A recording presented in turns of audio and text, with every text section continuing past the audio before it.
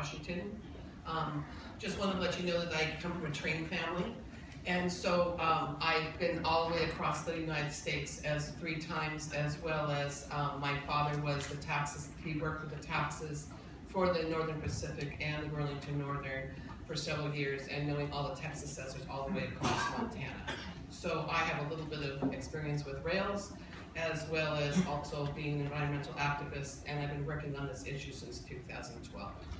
So when I found out that we were going to be having a lot of coal trains and a lot of oil trains up and down our area, I started looking into it. And we haven't talked about the safety of the trains. The trains are very dangerous. I actually just talked with a neighbor of mine who also his family worked at the Great Northern for years, and he worked in the rail yards, and he's saying that, you know, these trains aren't going to stop for anything. They're going to be keeping coming. And even if we do civil disobedience, they also can't stop the trains for civil disobedience. Thank goodness for the Delta 5 when they did stop the train for 8 hours 2 years ago to say this doesn't work. So we're looking at these trains, and right now we're looking at the cars that they're dealing with, and the cars are not safe. They've come out with that 20 years ago that the cars aren't safe, and they're still not. They've asked to put new trains and cars on the line, but that's not expected for the next couple of years.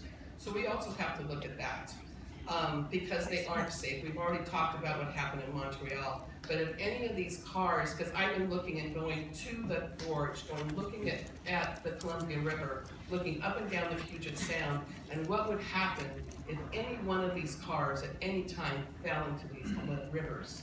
We're going all the way from Powder Basin from Wyoming. It's not a pretty sight. We've been really lucky. We have been really lucky that none of these trains have blown up.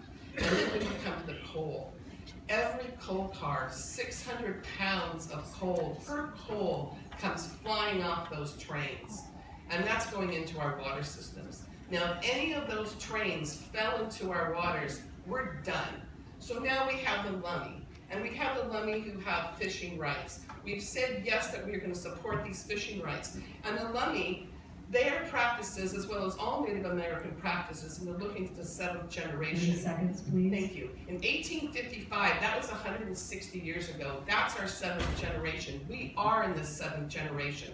And look at what's happened we've done from here to now. Are we willing to make it worse from here to the next 160 people, this next 160 years? Because that's what we're looking at. I thank the Lummi. Please accept their December 10th, 2015 letter. And also I'd like to ask you to include fossil fuels and fracking. I didn't even get to that one, but someone did some really great. Thank you very much.